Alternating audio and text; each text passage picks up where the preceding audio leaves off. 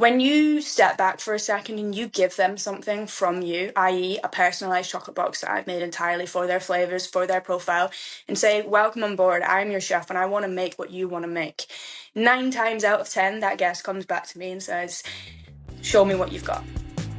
Welcome to the Private Chef podcast, serving the 1%. I'm your host, Hennche, and on our show we speak to the best chefs, how they honed in on their skills to excel in the industry, and what it takes to work as a private chef for some of the most exclusive clients in the world.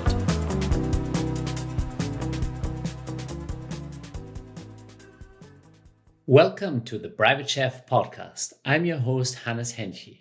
Today I have the pleasure of introducing our guest, a talented young chef whose training includes Michelin-starred experience, currently showcasing her skills on an impressive 92-meter yacht cruising worldwide. Beyond her culinary expertise, she is a master in patisserie and the art of chocolate making. I'm excited to explore her remarkable journey, discussing the unique joys and challenges of being a yacht chef at a young age, navigating the complexities of limited kitchen space, and the craftsmanship involved in creating exquisite chocolates and pastries amidst the rolling waves. Welcome to the pod, Hannah Rose. So what got you into the culinary world? Where did the original love for food, the passion come from? It came from my dad, my father, yeah. He, growing up, I didn't have the best childhood, and my dad was my biggest inspiration. He's my best friend. He is the same person as me. We're literally identical. And his love for cooking. I'm not going to big him up too much because he will listen to this, but yeah, my dad's in the kitchen. I mean, it almost makes me emotional just thinking about it. He's the best. It's that vibe. It was that energy, being in a household, family loving environment where food made people so happy. Everyone came over and it was something that I just went, I love that and I want to do it, and it constantly excited me. And I think my first chefing competition, I must have been 13 or something, and I was making, I mean, we're talking like an apple pie, and it was probably pre-bought pastry. Like, it wasn't, I don't even know if you could call it cooking.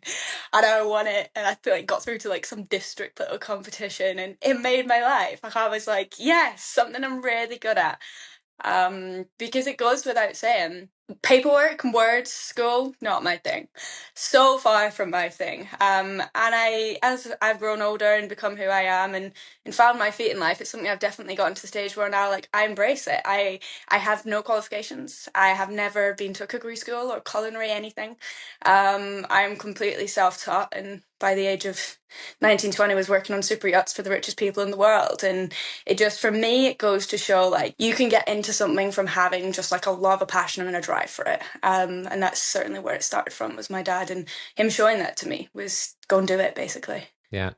I think that's very much true. We live in a world full of where people seek credentials because it's like an easy way in. But Yeah. at the same time, I think, especially in the chef world, I always felt like if you can just look in somebody's eyes and shake their hand and tell them that you're passionate about kitchen, they'll give you a shot. Yeah, so that's actually how I got my first job. I was in high school, and there was this restaurant in my local town, and it was a couple of rosettes, but to me it was like, oh my god, the fanciest restaurant ever. And I remember I went in, and I think I had like these little pumps on, these little trainers, and I went in, I was like, I really want a chef job. And he was like, why? What do you want this? I was like, I'll work every evening, every weekend. I've done this competition in school and I really want to do it.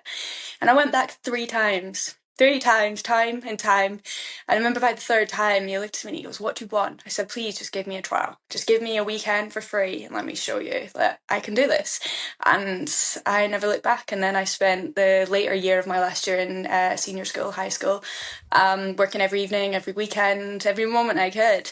And it all started there because I absolutely loved it. And I was what kitchen's like, a little fast-paced, hot-headed, and that's where it all came from. And, I did that off nothing. So it's 100% what I believe in, is just, you can go and get it and you can do it and teach it, whether it's teaching yourself, learning from people, or just literally, like you say, putting your hand out and saying, I want to be here. It's enough. So I think that's actually something really cool about the chef world and our industries, that people who see that you're willing to work hard and that you have the passion, they'll give you a shot. And actually, just when you mentioned it, also reminded me, my very, very first boss who was like a Michelin star chef in Germany. He had the Uh-huh. same story. He went back then; it was a Michelin star restaurant. He went there Hmm. every other day and begged them for a job. I Eventually, can they're imagine. like, "Okay, kid, you can trial for free for some time." But that was like his way into the Michelin star world. Yeah, I mean, it's how I led on to my exactly kind of the same with Michelin was stages, with going down and doing stages in a restaurant. I worked for Tommy Banks at the Black Swan in Oldstead, and then for Gareth Ward to Michelin star in Innisea in Wales, and both of those were off the back of going down doing stages, and it was incredible. It's a way of, I remember I went down to with Gareth and worked with them, and I was blown away. I was in this place that was just, I loved it. Like the precision, it was just more than I could have. I mean, I used to get excited about apple pies when I was 13, and now I'm getting excited about like two-star food, you know? We'd grown a lot by then. And I remember him just saying, just looking at me, he actually let me eat in the restaurant as well. I'd done the stage for a week, and then he'd given me a seat in this restaurant. It was the best food I've ever eaten, still is today, the best restaurant I've ever been to. And it's moments like that where you just go, like, I went down there, and I went down there off her own back to show that, to show you just want to be there and be keen. And people see a passion in that. And so to this day, he's one of my biggest aspirations and mentors to look up to in that sense. So yeah, it goes a long way. It really does. So, what are some of the key traits that you learned while you were there? Discipline, 100%. Discipline in the sense of you and yourself and what you want to do. In the sense that to be at that level, and this is something that I love, and my dream when I was younger was always have a Michelin-starred restaurant. I always said it before yachting, and then it all changed, which we'll get into. But it was always that, because it's me. I'm precise. It comes into my chocolate work, my pastry, and that's what one of the key things I learned from them was the precision, but it's discipline. It's being the last person to be making sure the next job is done for the next day. It is working with your team. Something that Gareth does at Innisea, which I've always kept in my head and is really inspiring, is he swaps the stations. So every chef obviously has their areas in the preparation, but you're always prepping for someone else. So say I did some prep on the pastry section, I would then do a service on larder, or you'd be even to the point where he has the chefs engage, and it's like a rota that all switches round. And that vibe of family but also discipline, that every person is giving their absolute best for yourself, but not only that, you're constantly setting up a station for another person who's your teammate and your family at the end of the day. And to do what they've done, that's one of the main things behind it for me. Actually, it's scary and amazing at the same time, because if you don't have that great team, it takes some time to Yeah, create that culture where yeah, everybody cares so much that they put out the yeah, best. So then yeah, they know they don't want to let the other person down. But $100%. if I now think about some of the kitchen teams I've been in, and there are some of the characters that might cut short on what they're like 80%ers, and they're like, yeah, good enough. And then at Hmm. night you're supposed to cook service with their good enough mise en place, and you're like, okay, Yeah, that's not flying. But I like yeah. that, because it really creates culture, because the 80% eventually will end up maybe having bad prep, and it's like, hey, what happened here? Like, well, what happened is the same attitude that you brought to the prep over there, somebody had it Yeah, here. And yeah, it and creates that it's a circle. It bound, goes. like it brings everybody together, and it Yeah. allows, I think it's really cool. No, I'm really, it's 100%, and that really crosses over into the yachting side of it as well. And you're in a galley with three people, and you're on a back-to-back 6-week charter. You're there for your team, and they're your family. They become, they really do. Don't get me wrong, you don't necessarily get on with everyone. They don't let them fool you. If you're like on board with three people, it doesn't mean that you're always besties with the whole. But like, the people in your galley and in that like zone, and you're working with each other. You are each person is involved in that part, and it's more close knit than ever, even with the pressures of from on land it was in 2-star level, and it's in that kind of like culinary dream of that standard. Sometimes I'm making burgers and potato smiley faces, but equally sometimes we're creating the best food we've ever done for the richest, most famous people in the world. And it's about, no matter what is thrown at you, those last minutes, every person makes sure the next person is set and is on the same side.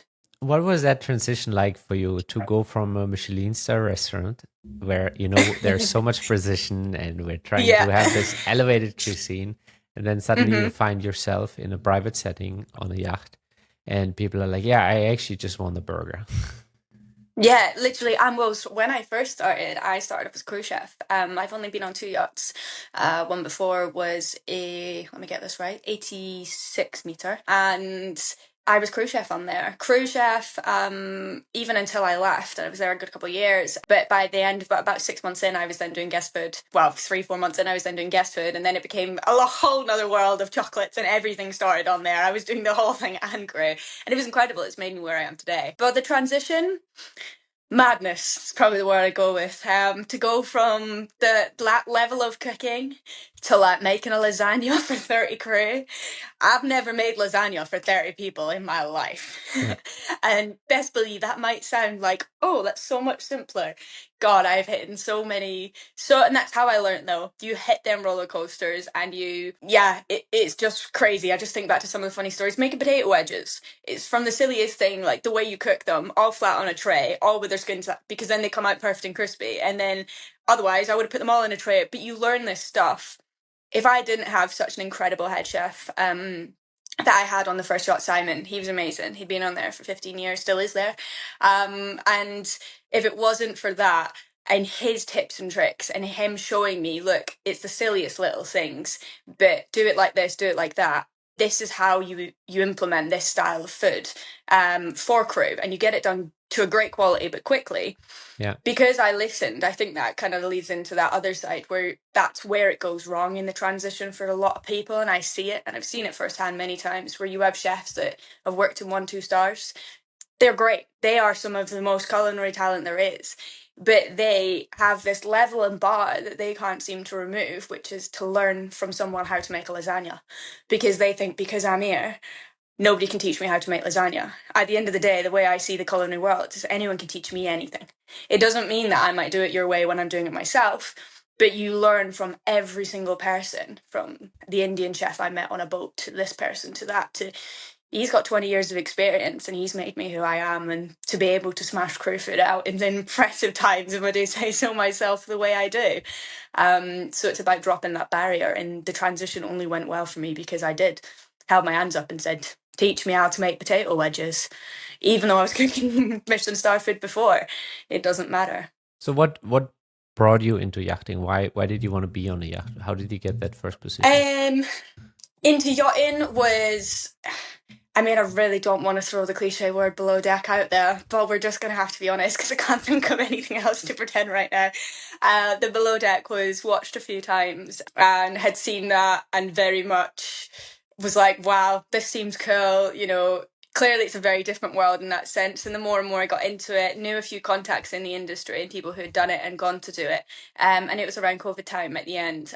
And I thought, you know what, actually, I wanted this Michelin-star restaurant on land, or I had a choice of going away, and in my eyes was to get into this and make the money first and then possibly come back with that dream, and then open the restaurant from there. And so I did it. I went down to Liverpool spontaneously, did my courses, got the stuff I needed to get, and then flew out to my first boat, and yeah, it was incredible. I've never looked back. And the dream of opening up the Michelin-star restaurant has gone now, because now I love the life I'm living, which is the super yachts, the chocolate chef, the private chef, everything. So this is what makes me happy. I think that's so great that you kind of refine that. I also think people always ask you, do you want to own a restaurant? Because it's like a chef thing. Like where do you go? What's the progression? You will go and own a restaurant.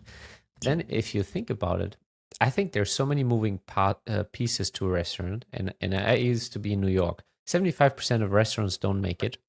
So you put in your life savings into a restaurant that has a 3 out of 4 chance of failing. Yeah. And then I'm thinking the kind of money you can make in the private world or in yachting, you would barely make that in your restaurant if you have a decent restaurant. And don't get me wrong, it goes on to the sense, don't want to be the whole everything's not about money, but yeah, that's what makes these things happen. But it is, and that's the opportunities that are opened in this sense. For me right now, it's what can I do with that is going to give me what I want to be doing, from the courses I've started running, from all these different things. Yeah, they're not a restaurant. It's not that built one dream, but I don't have a 3 in 4 chance of it not working.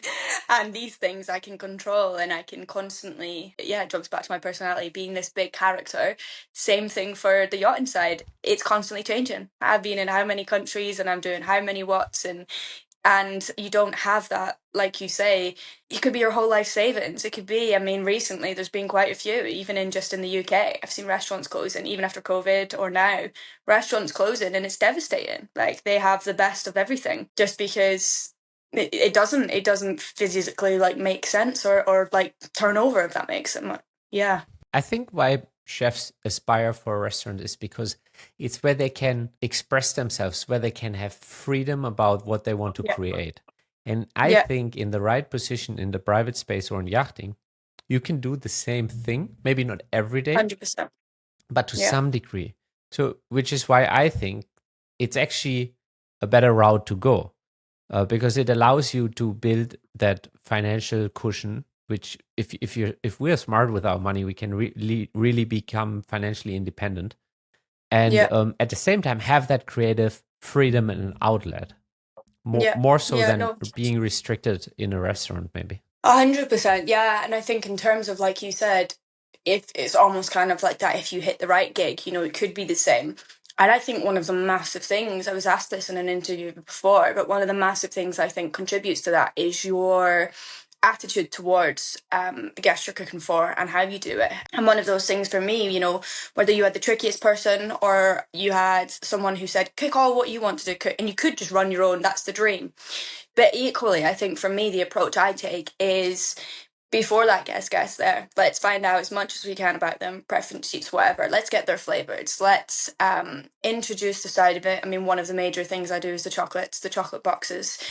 Before they even step on board, I found out their 5 favorite things, even if it's an apple pie in the morning. Love the apple pies. Then I'm putting that in a chocolate and they're getting them in their room because that invites them. Because they're so used to, and this is what it kind of makes sense in my head in the sense that people with that amount of wealth and stance in life, they can ask for anything. They can have anything and they can have it when they want. When you step back for a second and you give them something from you, i.e. a personalized chocolate box that I've made entirely for their flavors, for their profile, and say, welcome on board, I'm your chef and I want to make what you want to make. 9 times out of 10, that guest comes back to me and says, show me what you've got. Give me a tasting menu. These are my flavors I like, and they'll give us some things to play on. But it's a broader scale, and you've created it by almost narrowing it down. You've created your own broad scale Yeah, that you can then have that, like having your own restaurant, but for the guests. So I think that's really interesting because you kind of like, hey, here is what I can create if you give me some yeah, liberty. Just give me some nuances of what you love, and we will get into it, and then let's see if we can dance together. yeah, 100%. And at the end of the day, if you want to eat a burger, I eat burgers, so like let's eat burgers. But it really is exactly like you say. Let's dance together. It's that giving them that open side of show me a couple of things you like, and I want to create things that are personalized to you. I do. I've seen so many chefs in my time in the industry where the classic story if you have a guest that comes on and they only want this or they're so restricted or they want gluten-free this or somebody asks me for something gluten free, I'm gonna make them the best goddamn gluten free food they've ever had. They want it sugar free, cool. I'm gonna make sure I go and get the best fruit from the local markets and make it naturally sweet. Like that's the way I think about cooking these days, and that's what yachting has changed for me massively. It's taking that head on and going, how can I give this guest? And then in the end, I've always found and hope it will continue to be, they come back to me and say, okay, great, you've shown me that you can create my favorite flavors in a style that I like, in a way that I want. Let's have a play. Let's do this. Let's do that. And before you know it, you're sending out 5 different types of hand laminated pastries for breakfast, and I'm getting to do all the things I love, and the guest is happy. So it really works. Yeah. So, what were some of the most challenging things when you transitioned from the restaurant into the yachting? Like something that you couldn't foresee, and you were like, Mm. oh my God, that's so different. What would be the most? Space, probably, was one of the first ones. Definitely space, especially being a crew chef. It's the same in most galleys. You have that area, the space. I am a organized freak. I am the most military. My pencils are straight on my paper, my benches, my knife if it's at night. Everything for me, it's how my brain works. I'm the most methodical person ever. Hence loving again the patisserie chocolate side of it. But for me, that's probably 2 of the biggest, like space working in such a close space with other people. Even though restaurants, you are in those areas, you have a pastry section, then you have it is just yours. And I used to love that little box was mine, and it was great. So to be in a shared environment and things changing so last minute, that was something that in the beginning I did have a little freak moment. But then as time has gone on, is something I now absolutely love is adapting. Like something's changed, we've got the foot on the pass and then they want something done differently. Let's go, let's make it happen. You want a beach barbecue now? Go get the Eskies. Like that's now the attitude I have, but it definitely took that initial shock of, wow, this is not a restaurant anymore. Yeah. It's a lot more unpredictable, no? Like 100%, yeah. And that links into a lot of the work I do now as well. On the side of it is it's unpredictable, time constraining, temperature constraining. The first galley I worked in had a inbuilt tandoori oven. And that tandoori was right next to me. When I say right next to me, I had no arm hairs on my arm by the end of the season, and it used to sit at like 47 degrees, for the whole day, every day. So that was definitely something. So from temperatures changing to schedules to guests, I've had many a times some funniest stories of a party. It's only 20 guests on, supposed to be like a dinner or something, turned into like a 300-person party. Like, what food can you do? Let's make sausage rolls. Like literally, that's the level it gets to. But I think one of the major things, it's your attitude, and I tell this story laughing, as you can see, because I remember it's such a good memory. I don't think back and go, oh my God, that was like horrendous. Yeah, you're busy and you're rushed and you're stressed, but in the moment, if you have that right attitude of go like, how can we make this happen? I've been in the fridge laughing, just stood there just laughing with another just like chef, being like, what have we got and what can we do? And I enjoy it. I enjoy the rush, the bustle. That it keeps you going, and it's a massive part of my brain. sometimes it's so mad that all you can do is laughing. It's like when Literally. when like a 30 people party turns into like a party in the hundreds, and the guest comes Mhm. like, hey, what can we do? And you're just like, oh my God, this is so mad that you can't Yeah. even be mad. Like you just have to laugh your ass off and get through it. No, literally, just I've stood there, and I think if anyone was to watch it back, like they look at me and think you were crazy. Like I would just be stood smiling, laughing, being like, "This is so jokes." Like, yeah, and it's just you just got to make it happen. So, So why did they have that tandoori oven on the yacht? Was it an um, Indian ownership or? yes, yes. I don't want to say specifically 'cause I can't actually I can't remember exactly what thingy, but along the lines of Indian, they had this Indian chef I'm still very good friends with to date, and he taught me the world. I had never cooked Indian food in my life. He took a little bit of warming up too. I'll try and get him to listen to this. It'll be funny. But he's the most authentic, incredible Indian chef. Him and his 5, 6 kids and wife, they still cook in like this fire pit at home and stuff, and he would be video calling them, they'd be cooking, we'd be cooking, and it's incredible. And the recipes I've learned from him, I've cooked for many people, and it's one thing I would definitely say with confidence is had shot out to be the best curries I've ever eaten, because he really is. There's no recipes, let's just make that clear. He describes things like toothpaste. So he would like say, like, he would describe this cashew paste to me, be like, it has to look like toothpaste, my darling, like toothpaste. I'm like, what? Like, what happened to recipes? So that was, the tandoori oven. He taught me how to make, from scratch, Indian style authentic naans, where literally one of the most roguest and funniest things I ever was taught by him was he puts heartburn powder inside like naan breads because it like helps with the fermentation process. And I was like, well, that's Gaviscon, And I remember him showing me this and me being like, what's going on? Like, am I actually this tired? And it works, and it makes food taste incredible. So like, don't doubt it till you try it. And yeah, so the oven was from tandoori meats to half legs of lamb to naan breads on side, chili cheese. And this will give you a little flashback as to my stress about area because that naan bread and all that flour right online with me.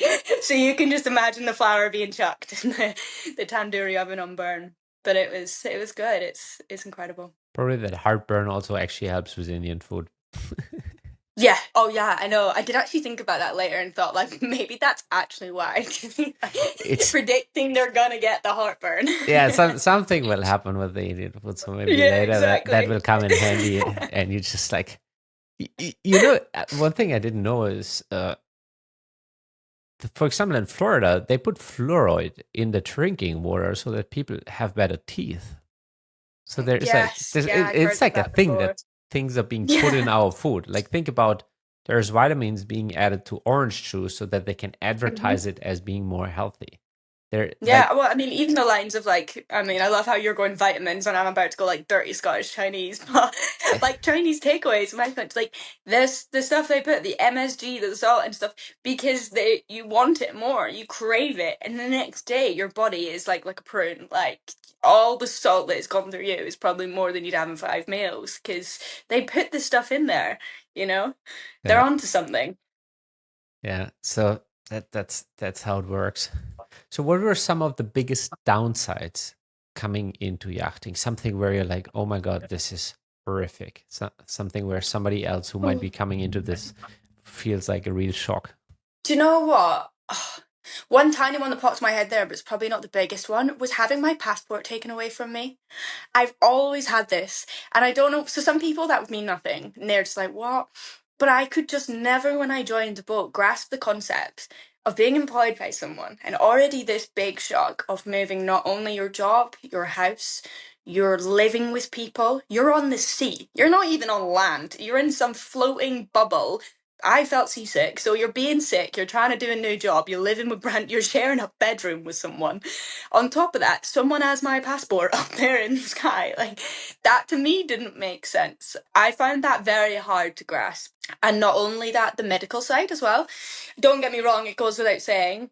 100% could not feel more supported. Like what they actually give to you when you realize after the first initial shock, no, actually you're looked after better than you could ever have wished for in your life. It's incredible. But at the beginning, oh, I want to go to the doctors because my tooth hurts. Well, you got to tell 6 people about it. Or, you want to do this. It was that concept of, I think I've always been quite a little hothead anyway, and a little kind of rugrat, you'd call me. So, like, having that kind of control in school was never something for me. Yeah. So it was adjusting to that. Someone taking my documents, and I had to ask to do this, and it was those principal roles in that kind of big circle, if that makes sense. That was definitely one of the biggest, whoa, what's going on here? Yeah, I mean, the way you describe it, it's a bit like modern day slavery. Your passport gets taken away, and you get put in your Yeah. little galley, and here off you go, do your work. If Yeah. anything outside of work has to happen, fill out the documents, Yeah. ask for permission.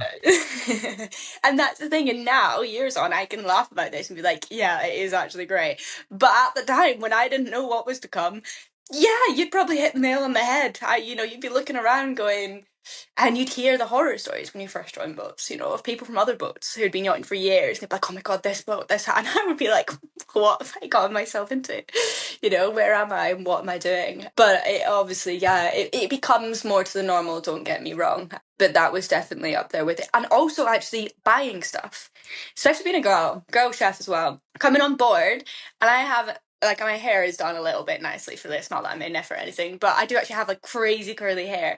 And I had this one conditioner I use. It sounds so pathetic, but my rotation used to be 5-1, and some of the boats I've been on, I would be out on anchor for 3 months at a time. Like that was how our schedules went at times.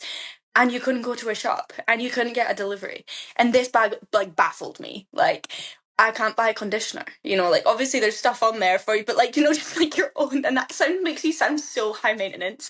But just the tiniest of littlest things, your favorite snack or something. Don't get me wrong, you're looked after very well. Like, gosh, the boats have everything, but everyone misses those tiny home comforts, and that was another thing for me, being unable to get stuff. Like, I'm more than grateful in my entire life now that I'm on 2-2 rotation, and I managed to get to that stage in this point, so it's great. But the old 5-1 days, that was daunting. Like, how can I pack enough conditioner to make it last 5 months? Like,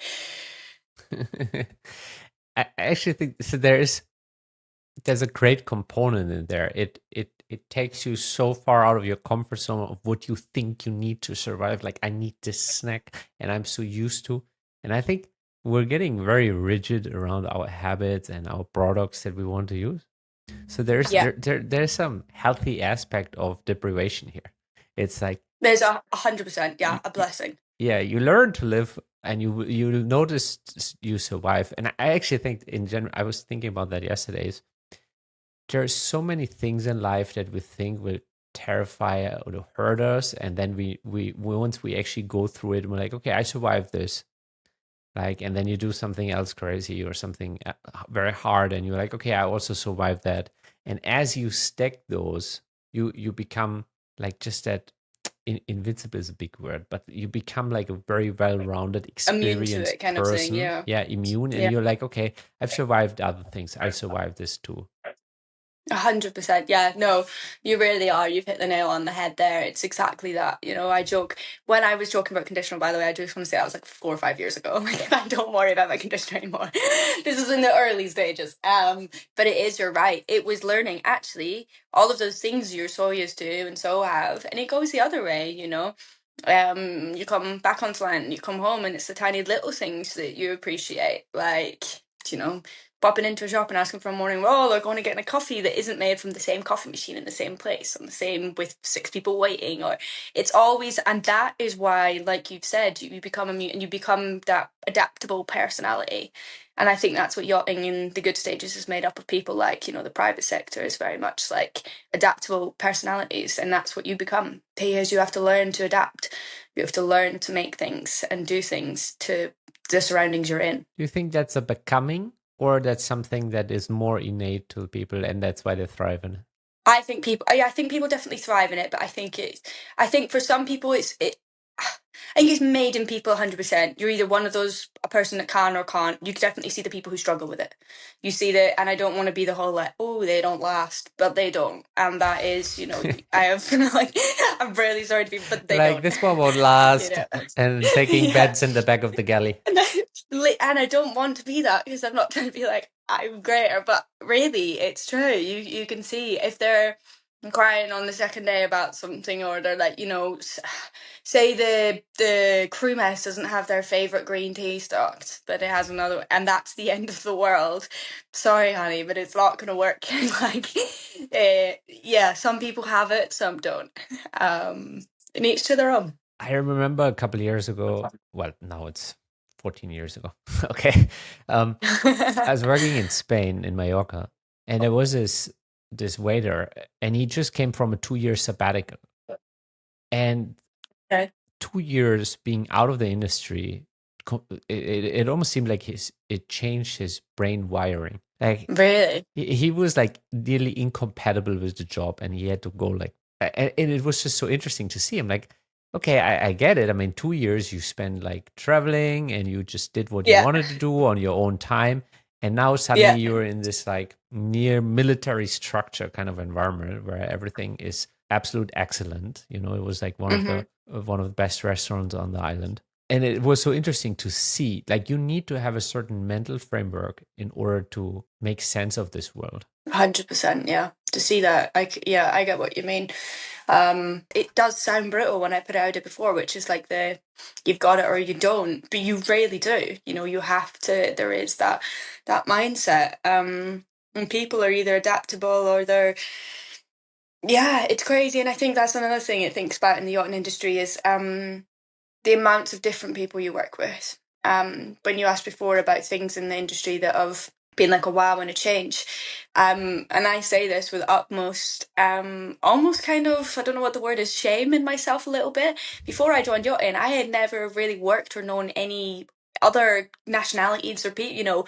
I was from Scotland, and I lived in England and branched a little bit to Wales, and I'd been on holiday to a few destinations that were classic little, like Ibiza or something. Like, that's about as far as it got for me to then be put into a scenario where I live with Australians, Americans, people from Poland. We had a woman on board when the Ukraine thing had happened. To see real life, to hear stories. People in South Africa. I remember a girl telling me a story about trying to buy a house or something, and I didn't mean to be so like, but I was like, well, why can't you just buy one in the UK? And she was like, it doesn't work like that. And I was oblivious. Hmm. And it really was, years later, it's been eye opening to me how much you can change yourself as a person, and you can change your view on the world by being open minded and realizing every person, it's not just about what they've gone through in life, comes from something so different, and that's what makes them. And it's what I love about the industry and that private kind of life. Yeah. It also makes you realize the kind of privilege you have with holding a certain passport. 100%. And I couldn't be more. And that's what I mean. I hold my hands up and say shame before when I say I didn't know about nationality. To have a British passport and things, just to see some of the difficulties. You know, I've had stories of girls who she would try to get like a visa in the UK or something, just like a 90-day one or something. Like, to me, I didn't, and it is, yeah, I'm ill knowledge, but I hated school and I've never been, that's not been my educational side. I just had no idea. And I was like, but why? And just seeing her say, look, I've been waiting for 5 months to be able to come to like London or something. To me, that's mind boggling. London is home for me. You know, that's easy. I'm an hour away right now, you know, like it's crazy to think how much having a certain passport or where you're from can also alter what jobs you get as well, because of whether they'll fly you in, whether Yeah. the visas are too difficult to get you on the boats. It's crazy. This is actually, I get contacted from a lot of people from Southeast Asia and stuff, and they would love to work over here. Obviously, anybody that sees those salaries floating around on the Yeah. internet and is like, okay, I want to work in a different market. Because, Yeah. I mean, they can literally make in 1 year what they make over there in 10, 15 years sometimes. Yeah.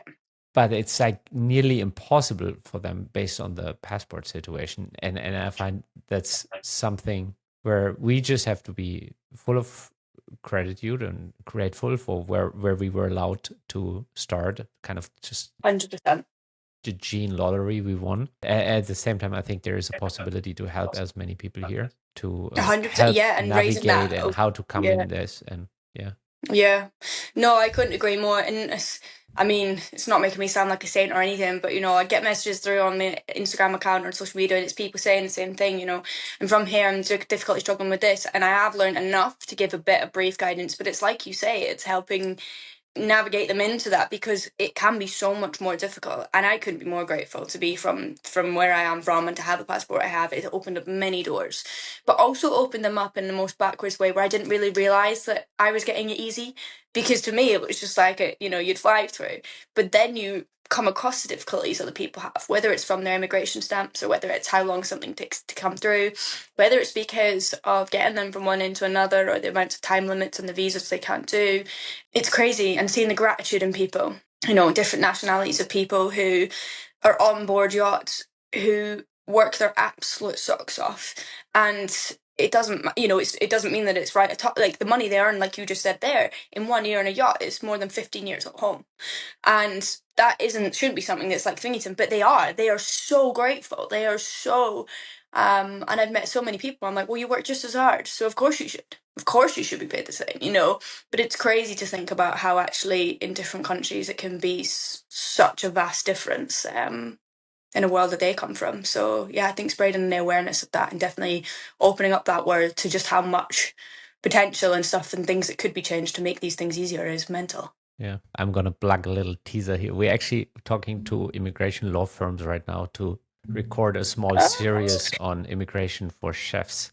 Yeah, Okay. because I want to make this more accessible for people, and I think Yeah. it's hard to navigate the immigration process. So it's Mhm. actually something where I want to bring up a couple podcast Amazing. episodes for people to navigate that. That's fantastic. I think it would be a massive, massive help. Something in the industry. It's been way too many times. I have seen that it is people you're unable to get them and get them on a job from higher in a position because of where they're from or because of what they're. And it's crazy to think that we essentially travel the world, and these people are just in another part of the world, and because of the immigration, because of these differences, they're unable to get to. It's crazy. Yeah. So hopefully that will be something good will come of that. Yeah. So let's shift gears a little bit. Let's talk patisserie and chocolate. So Oh. when did you become so passionate about that? Is that because you were such a perfectionist and you love that and there you can express it with chocolate or? hmm I mean, it wouldn't be me if there wasn't a little funny story that went with it. I think the first ever time that it came something I loved was when I was walking around IKEA with my dad, and we seen these little ice cube molds, and I'd seen these chocolates online that were like the shape of like a love heart, and I was like, I want to make chocolates look like a love heart, and I don't know what I did, but I melted this chocolate down. It took me like 2 hours, and all I did was melt like a Cadbury's chocolate bar and put them in this ice mold, and they tasted awful. And I only found this out about 7 years later because when I eventually had the guts to tell me, I was like, yeah, I was like, remember you put them in your mouth, you made that weird face. I've always got this memory. And they were like, yeah, they were the most disgusting thing we've ever eaten. But we didn't want to doubt your hopes. And thank God they didn't, because I'm here now. So that was the first ever thing. And I was so proud. I was like, it's a shape, a different shape from what it was. And that's where it all genuinely started. And from there, I made every cupcakes every weekend to God knows what. And when I was in restaurants, it was always the pastry section. It was like I loved anyway. Obviously, I'd done everything, and I think that's also where I wanted to chuck in. Comes with a little bit of not confusion, but controversy with me. People see the patisserie and the chocolate work that I do, and they think, "Wow, incredible!" I do obviously do everything, and if I just did those things, I would always want to do savoury. And when I'm doing savoury, I want to do sweet. But with my kind of crazy personality in the way it is, that's why I managed to duck between all of So them and constantly keep moving. you're a bit on both ends there, like Yeah, literally, confused yeah. within yourself. Like, is it salty or sweet today? Yeah, yeah. And I love mixing them. I put salt in all of my pastry work. That's a true fact. It's one of the things that I've definitely learned coming from working actually at Tommy Banks's restaurant was the controversy between, like, from fermenting ingredients to they do so much home preservation and stuff there. And that's when I learned. One of the earliest recipes I learned was finishing something with 10 grams of sea salt. Then I was making a lemon curd. I remember at the time just going, "What? Like, you're crazy." And now I'd never look back. And I mix sweet with salty all the time. So Actually, it's not crazy at all. It's just human psychology or physiology. Actually, if you go back in the human evolution, salt, sweet, and fat was very rare. Like if you just think about running through the woods, what can you find that's salty, sweet, or fatty? It's pretty rare. Like nuts take a lot of yeah. effort to get. Salt you will rarely find, and so the human system is really cued to appreciate that. And you will just address another reward mechanism in the human system by adding salt. Yeah, no, you're so right. And it's changed my view on so many things, and it's made me have the style of cooking that I have to this day. And yeah, I love it. And hence the pastry and chocolate side was I would be on the savoury sections and would see, the intricate detail. And that's definitely where it comes in my methodical side and organisation was I loved that in pastry. I loved having everything perfectly set and perfectly, whether I'd have caramel, and I would be the only chef that would ever turn away from caramel. But I did because my mind works in a way where the caramel is on, I could have something whipping, I'd have bread in there, I'd have one thing coming in, and that is what I'm always doing. I've always got like 7 things on at once. But it makes my brain feel like actually more in control of everything going on. So I really love it. I remember my first caramel experience was when I was 14 years old, and I went to a school exchange in France, and they took us to it was like a mid-sized batch candy factory, and then they took us through it, and they were making caramel right in front of us, but in a bigger batch. It looked like this terrifying, just terrifying hot. Don't put your hand near that. But that when you talk about this was like immediately that memory that came up with all of the senses that come around it. Yeah, 100%. And since then, I've always never looked back in enjoying that side of it and always doing it. And it's one thing I can see to this day. And I've known that so many chefs lack. But it's not because they lack it, genuinely, in my opinion. Don't get me wrong, I've met a few chefs who I've tried to watch make a cake and they will never be able to make a cake. But you meet a lot of chefs that the only reason that they don't do pastries because they see it as all of this writing on a page or something that they just don't have the time to put all of their focus into this other side. And that massively leads into where I'm at in my career in the yachting industry just now is inspiring and showing other chefs that just because you either haven't done pastry or maybe you've done a bit and you're in a galley environment and you feel like you're unable to take on this, how much is involved in it, is showing you ways that I do. And that's something that I really take a lot of pride in, know that I have, and that's why I started running these courses, because you can make, I make chocolates on yachts. I make some of the most high end, I've stood on the aft deck on New Year's Eve in St. Bart's with a crock on bush the same size as my body, made out of 400 profiteroles whilst on charter before, because there's ways of doing it. And that's something that I really want to eventually get across to a lot of chefs, is take the leap and learn the ways of it. And it will all become a lot easier. And I suppose one of the biggest things I have for that is base recipes. It's the way I think about patisserie work, what I call them base recipes, and it's linking things, so from whether it's, yes, you've got different types of bread from sourdough things, but you also have base recipes. And when I say base, they have 3 ingredients in them and they're all in my head, and they all stay there. And that's what I put all of my planning into, menus I'm writing at 1 o'clock in the morning for 5 hours time, or whether it's planning weeks in advance. It's where it all starts for me. And if I have, say, a charter menu on, we decide to do that tasting menu, which is a lot of work. It's so extravagant. It's hard on getting galleys. The same chocolate ganache that I use in my chocolates that would then be infused with some other part to it is the exact same filling that I would then use in my 3-part chocolate entrapment. So you learn to link things, but they're not the same thing, but they're the same base. Does that? Yeah. I hope I explained that well.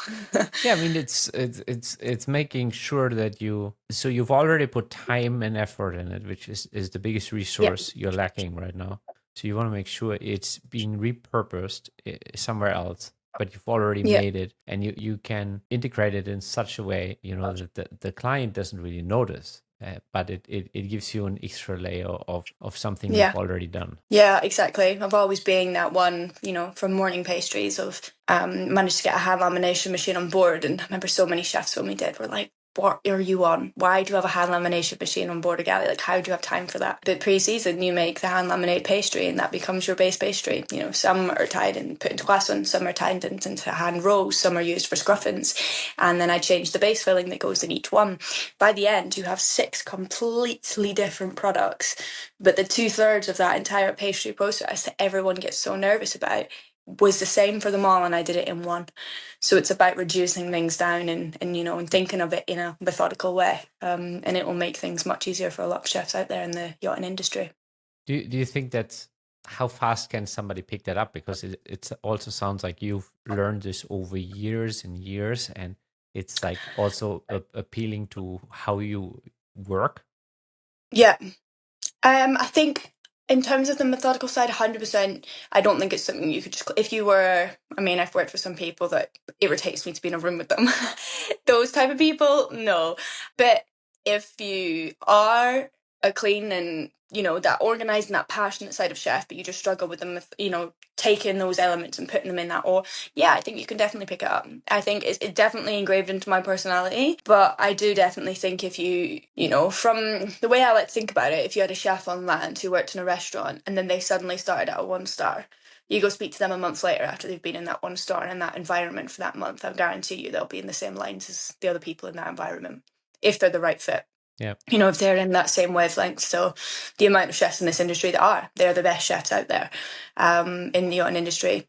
They just avoid pastry like the plague because they think if this doesn't go well, I'm not promising a 5-layer cake to the Mr. and Mrs. if I can't give it to them. But yeah, it's just making it more understanding and accessible. I remember even the other day I made this Easter egg and people were blown away by it, being like, oh my God. And it was like it's like a Saturn egg and it's got this whole like outer shell and everything on it. And they were like, how on earth? And it took me 3 minutes to do the decor. Because all I actually did was get a kitchen cup, and I probably shouldn't be admitting this, like a kitchen cup, put the chocolate around it, spread it, and I put it onto a base transfer on the other. And that to me seems so thingy, but learning these tiny little things would have been one of the most show-stopping things you could have shown a charter guest on their entire time on board that week. And it took all of 3 minutes, so it's doable. Yeah. It goes back to one of the common themes in private chefing and yachting is having a little bit of a wow effect. It's giving them something that they haven't seen, or that they rarely see. It's like if you can occasionally wow them. I don't remember who said it. There was one chef who made it like, oh no, actually. So I went to the state management conference a month ago in St. Pete, and basically their take was that I think on a monthly or weekly basis, they wanted one like wow moment with the client. That's part of the metrics that they wanted to to see whether they're successfully delivering high end service or not. And Yeah.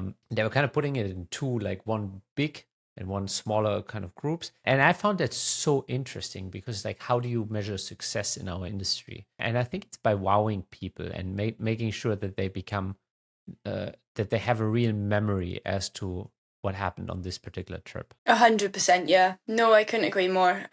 It's that memory side. And I think it links into what we spoke about earlier from the flavours.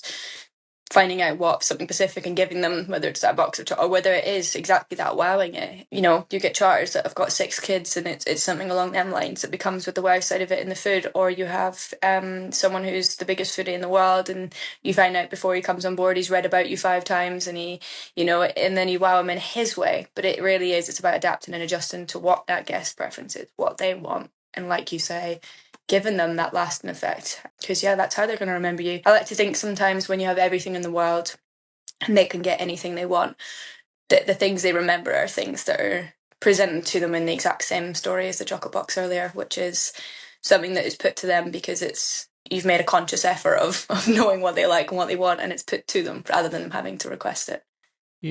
Have you watched the movie Ratatouille? Yes.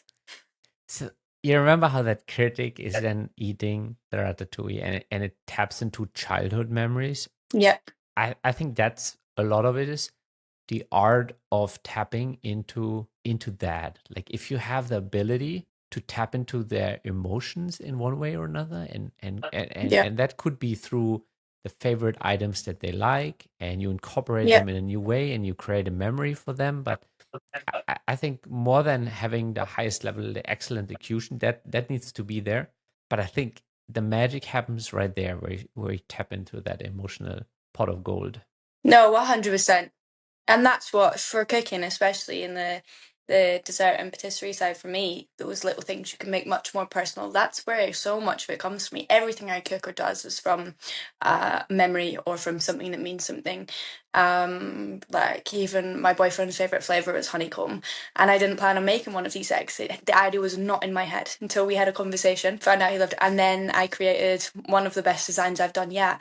And this flavor combo on my chocolate collection, which was to do with a honeycomb flavor, and it had that wow effect. Fair enough, he's not a billionaire I was giving it to, but it had the wow effect for that side. It had that emotional attachment of bringing back to that part, and the execution was incredible. So you've got all of those things put together because you've taken it from something. So how does a relationship work with on rotation? How does relationship work? Oh, it's the best it's ever been now. I want to do too. 100%. Well, I think about it, but every day you've got me, you don't have me.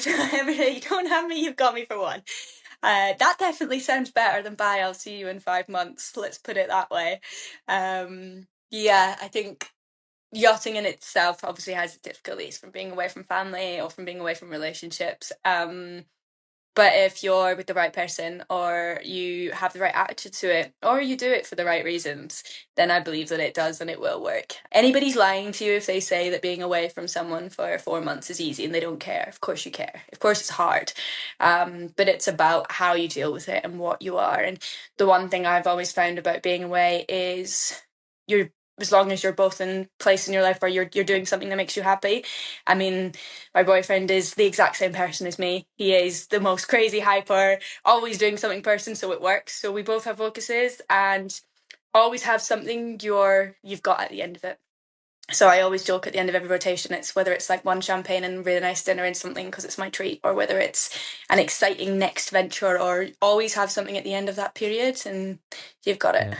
Interesting. I've asked this. So a friend of mine, he works kind of in international relationships. So he goes into different countries, and right now he's in Sri Lanka, and then he will be some time in Washington and Oh, stuff. amazing. But his girlfriend lives in Europe, and sometimes she has the ability Okay. to spend more than a month with him, and sometimes not. And I always ask them like, how do they manage that? And they said Yeah. they always need to schedule something to look forward together.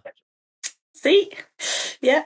100%. Look forward to something. It's having something to at the end of it. It's what changed it for me. 100%. It's if you're gonna do it and you're doing it away, it's the busyness on both sides helps. Don't get me wrong, but it's scheduling. It's like that thing at the end. I couldn't agree more. They've hit the nail on the head. It's even if it is that nice little meal, and I joke about that. Obviously, there's much bigger and other things, but whether it's a meal, a holiday, or something that's meaningful, or whether it's a next venture because we love doing things together, then it's that. But always have that schedule and that moment. I think it helps with me as well because he was previously in yachting, so he has been there and he's done the distance and stuff before. And we actually randomly met in Monaco, so shout out to Monaco, which makes it work. I mean, then there's also some real common understanding, and that's I think in general relationships in the chef world, like you need to find somebody who really understands or is from 100%, the industry, and I think a lot of us end up being with somebody from the industry because there's more. Yeah, my previous partner was from the Yeah. industry, so it's I couldn't agree more. It really is the understanding. But yeah, luckily I met this little hothead in Monaco, and he'd done it before, and he knows what it was like, and it all started from there, which is great. And on top of that, one thing he's always said is about being passionate. Is with me being a chef and being away for time. If I was doing a job that was mundane and I hated, and I wasn't there for the right reasons, then he wouldn't be able to do it. Because I am so passionate and so excited, and I love my job. I think that's one of the biggest things we always say is, I'm doing it because I love it, and if I love it, it should make people happy. And if you constantly do things in your life that make you happy, like your career or following paths you want to follow, or you're on that success mission, which she's hoping for, then you're doing it for the right reasons, and it'll make it easy. Boom, mic drop. Well, Hannah, where can people find out more about the chocolate courses that you're about to launch? Where can they engage with you? They can engage with me on my Yacht Chef Instagram page, which is Hannah Rose Yacht Chef, and as well as that, I'm running the ones currently in collaboration with Ocean Wave Monaco, and they have a website where there's a direct link to book the courses. But engaging on Instagram platforms. Nice. And we'll also make sure to add all of that in the show notes for anybody who's Thank you very interested. much. And thank you so much for making the time, Hannah. Thank you. Thank you for joining us at the Private Chef podcast. If you know any highly skilled chefs that want to take their life to the next level, make sure to share this podcast with them. And if you enjoyed this episode, click subscribe and check out our upcoming episodes.